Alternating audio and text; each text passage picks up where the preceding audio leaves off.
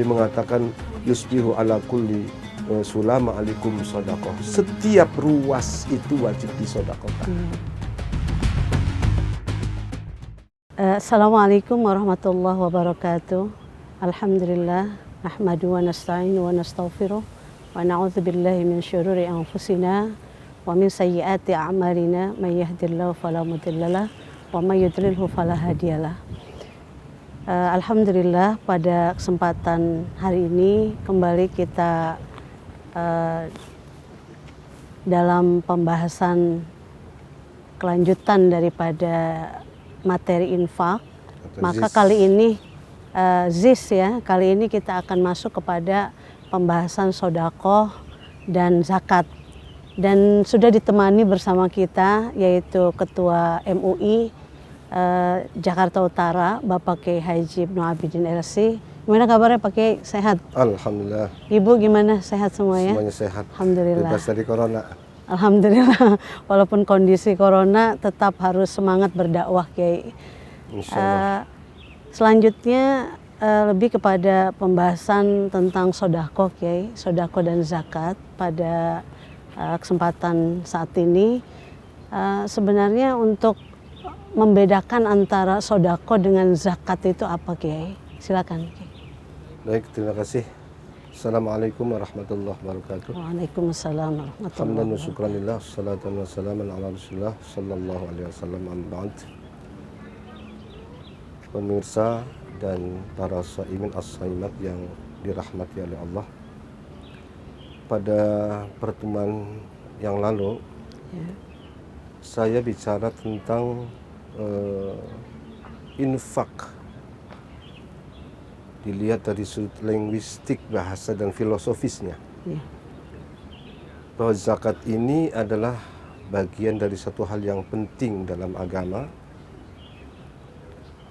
terutama dalam agama Islam kita ini, bahwa zakat itu menjadi salah satu rukun Islam selain daripada syahadat, sholat, zakat, puasa dan haji. Ini menunjukkan zakat itu begitu pentingnya dalam hidup ini.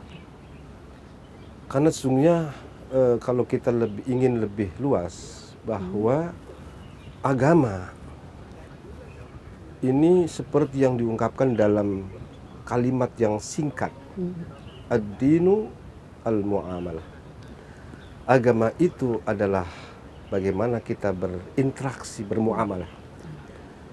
Bagaimana hubungannya dengan Allah Subhanahu wa taala yang disebut namanya hablum minallah. Ada yang namanya hubungan dengan manusia, hablum minan nas. Dan yang ketiga adalah hubungan manusia dengan alam. Boleh katakan hablun minal kaun. Minal kaun. Ini adanya dalam Islam. Yang apabila semua tiga hal ini betul-betul dijaga, dirawat, maka kehidupan itu akan begitu indah dan agung. Seimbang Kiai. Nah, zakat ini posisinya ada di tengah-tengah tadi. Adalah hablum minan nas, hubungan antar manusia. Kenapa kok harus zakat? Zakat itu kan sebenarnya adalah ibadah maliyah. Ibadah yang sifatnya adalah harta. Kenapa harus ini? Karena ternyata bahwa hubungan antara manusia itu yang paling mudah, atau alat yang paling mudah untuk merekatkan itu harta itu. Artinya ketika kita ini betul-betul dapat menjaga hubungan melalui pendekatan daripada kesadaran sosial, zakat, maka insya Allah hablum minas baik. Tapi sebaliknya, karena harta pula itu bukan menjadi perekat tapi penyekat, menjadi jauh. Inilah persoalan penting. Nah, zakat ini memang adalah salah satu infak yang wajib yang juga terukur, terbatas. Jadi kalau saya sebelum bicara bahwa ada infak yang wajib itu ada yang terbatas, ada yang tidak terbatas, bahwa zakat ini adalah infak yang wajib tapi juga terbatas. Karena apa? Di sana dibatasi orang tertentu, jumlah yang tertentu, artinya harta yang tertentu juga ada nisab, Ada ada nisabnya. waktu haul. Ada. Oleh karena itu zakat itu adalah ikhraju malin makhsusin min rajulin makhsusin fi zamanin makhsus. Jadi harta dikeluarkan dari seorang khusus, dari apa? Harta khusus dari orang khusus tertentu, orang kaya tentunya yang mampu, Betul. dan juga pada waktu yang khusus. Sudah Itulah ditentukan. zakat. Iya, betul. Jadi ini zakat. Soal nanti tentang zakat apa saja banyak sekali. Ada zakat mal, Zakat ya kan? fitrah. Juga ada zakat fitrah. Zakat mal sendiri terbagi menjadi banyak hal. Banyak. Nah ini zakat ini kalau betul-betul dilaksanakan secara efektif, dilaksanakan, ini menjadi satu boleh katakan pundak dari satu pembangunan. Betul. Oleh sebab itu Islam itu sejak jauh memperhatikan masalah zakat, bahkan tadi diposisikan Hubungan menjadi rukun sosial Islam. juga. Iya, begitu pentingnya. Iya. Bahkan dulu pada masa Abu Bakar radhiyallahu an, Iya. ketika orang-orang ini boleh katakan mereka enggan menentang kewajiban zakat. Pada saat itu kebijakan Khalifah Abu Bakar radhiyallahu an itu harus memerangi mereka. Iya, sangat keras. Sangat keras. Iya. Nah, ini kalau memang kedudukan zakat itu begitu penting. begitu pentingnya. Dan kemudian di sana kalau tadi tanyakan ada zakat fitrah, ya kan, ada zakat fitrah, ada zakat. Ini artinya bahwa zakat fitrah ini kan kembali atau boleh katakan zakat badan. Iya. Ini tidak Mengembalikan melihat fitrah ya pakai ya. Tidak enggak fitrah di sini maksudnya zakat badan. Oh, Zakat badan. Iya. Kenapa? Karena kita ini tumbuh menjadi besar ini kan karena makan beras. Sekarang ilustrasi begini. Iya. Setiap hari kita makan. Iya. Katakanlah makan pokok kita beras. Iya. Berapa yang kita makan? Katakanlah setengah liter. 1 hari. Satu hari. Kalau dikalikan 1 tahun, 360 hari, 360. itu kan sekitar 1 kintal lebih itu kan. Nah kemudian kita keluarkan. Iya. Ini wajar. Hanya setahun sekali. Setahun pakai. sekali. Betul. Dan itu 2,5%, katakanlah 3,5 liter 3 yang liter sudah setengah. kaprah. Iya. Ini juga artinya bahwa dalam hal ini zakat fitrah lebih luas tadi. Iya. Bukan cuma orang kaya saja, bahkan orang yang terpenting bahwa besok ada yang dimakan. Dia itu sudah termasuk wajib mengeluarkan zakat zakat. fitrah. Iya. Nah, ini pentingnya. Iya. Nah, para pemirsa sekalian, para shaimin samet yang dimuliakan Allah Subhanahu wa taala. Kenapa harus ada zakat? Karena tadi hidup ini semestinya kan lancar, artinya perputaran itu. Siapa yang semuanya mereka wajib zakat? Katakan zakat mal tadi adalah orang kaya. Al-aghniyah. Berarti dalam batas atau nisab tertentu, Iya. ini mereka telah mengendapkan uangnya, hartanya. Coba diendapkan. Katakanlah nisab yang emas umpamanya 96 gram. Iya. Artinya bahwa dia telah mengendapkan, tidak mengelolanya. Iya. Seakan ini bahasa, Iya. seakan dia kena sanksi. Iya. Sanksi karena menyimpan yang semestinya harus harus berjalan, ya kan? Iya. Tapi kemudian dia simpan, terkena dia. Iya. Hitung-hitung kena sanksinya 2,5%. 2,5%. Karena memang dalam surah Al-Hasyr itu kan, Al-Hasyr. itu jadi dikatakan kaila yakuna dulatan bainal aghniya. Iya. Agar harta itu tidak tidak berputar-putar di kalangan orang kaya aja. Iya. Tapi sekali-kali orang kaya juga mungkin bangkrut, sekali-kali rugi. Dan orang kaya membutuhkan orang miskin juga. Oh Kiai. jelas, ini tanpa mereka nggak bisa. Iya. Jadi sinilah pentingnya bahwa zakat Harus ada itu adalah perhatian. Iya.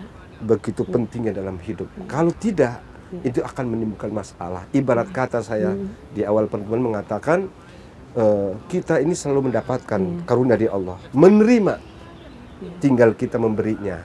Jadi terima kasih, Iya. terima kasih, nerimanya Terima besar, kasih. ngasihnya besar. Ngasihnya juga harus besar. Nah, Seimbang. tapi Allah kan tidak ingin orang yang melakukan ini bukan cuma orang kaya, tapi orang miskin juga sama, Iya. ya kan? Dapat sedikit juga dia mengeluarkan sesuai dengan kemampuannya. Itu tadi kemudian diberikan satu term sendiri seperti sodako, karena sodako ini memang cakupannya lebih luas, bahkan ya kalau tidak harta, kalau zakat barangkali harta, tapi kalau sodako ini kan banyak sekali, bahkan tenaga, senyum, menolong orang. Nabi mengatakan yusbihu ala kulli sulama alikum sodakoh. Setiap ruas itu wajib disodakohkan. Fa kullu takbiratin sodakoh. Wa kullu tasbihatin sodakoh. Wa kullu tahmidatin sodakoh. Wa kullu amal ma'ruf sodakoh. Imatatul adza, ya kan? Anitarik, menyingkirkan juga gangguan. Termasuk sodakoh. Itu juga sodakoh. Oleh sebab itu bahwa kita kalau punya pemahaman semacam ini, jadi orang Islam itu begitu mudah. Sekarang kita menghadapi satu katakan cobaan yang besar. Luar biasa saat dan ini sangat luar biasa. Tapi untungnya yang kita hadapi ini bukan cuma kita bangsa Indonesia, bukan umat Islam, tapi mendunia ini. Tapi Islam mengajarkan bahwa untuk mendapatkan ridha Allah itu begitu banyak tempatnya. Jadi jangan ketika kemudian kita maksakan. Karena sesungguhnya wabah corona ini penularannya itu nggak diketahui. Di makhluk gaib, nggak terlihat oleh mata kasat. Dan di antara untuk menyingkirkan ini mungkin dengan sodakoh juga, Kiai. Sodakoh juga, dan kita juga tetap kebersamaan di sini. Betul. Bersamaan. Ini yang disebut namanya hablum minanas, kemanusiaan seperti itu, ya kan? Di rumah, apalagi di rumah dengan bertemu dengan istri, kumpul, anak, semuanya bahkan sodakoh. kan bayangan begini, kalau Nabi mengatakan begini, wa fi buti ahadikum sodakoh, ketika suami istri hubungan, itu sodakoh. Ini Islam juga. Itu begitu memberikan keluasan. Jadi sungguh luar biasa, Kiai. Bahkan juga ada satu hadis, julu suka ma'iyali kafi baitika, khairun min i'tikafi bi masjidi hadza.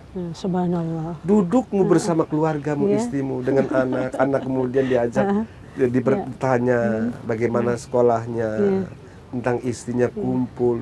Dudukmu bersama keluargamu di rumah itu lebih baik daripada i'tikaf di Masjid Nabawi. Bayangin. Luar biasa. Ini kan soal luar biasa. Ini indahnya jadi Islam ini. Ini hablum minan nas. Indahnya dari musibah ini sesungguhnya ada hikmah yang sangat luar biasa. Banyak hikmah yang kita peroleh. Disitulah kembali kemudian antara istri dan suami sekarang yang kumpul, yang mungkin sebelumnya banyak tidak ketemu. Bisa jadi kan kadang suami kadang-kadang pergi dari rumah, anak lagi tidur. Ini apalagi Kiai ini ketua MUI yang kegiatannya sangat luar biasa. Ya alhamdulillah Kiai, kita sudah masuk kepada pembahasan masalah sodako dan zakat tadi. Mudah-mudahan dengan penjelasan dari Kiai yang singkat tapi insya Allah ini sangat berfaedah untuk para pemirsa semua dan akan menggerakkan bagi orang-orang muslim yang memang berkewajiban mengeluarkan zakat fitrah dan juga zakat malnya bagi para agniya. Baik Kiai, mungkin pertemuan singkat kita cukupkan sampai di sini. Kita tutup dengan doa kafaratul majlis. Subhanakallahumma wa bihamdika asyhadu an la ilaha illa anta astaghfiruka wa atubu ilaik. Terima kasih. Wassalamualaikum warahmatullahi wabarakatuh. Assalamualaikum.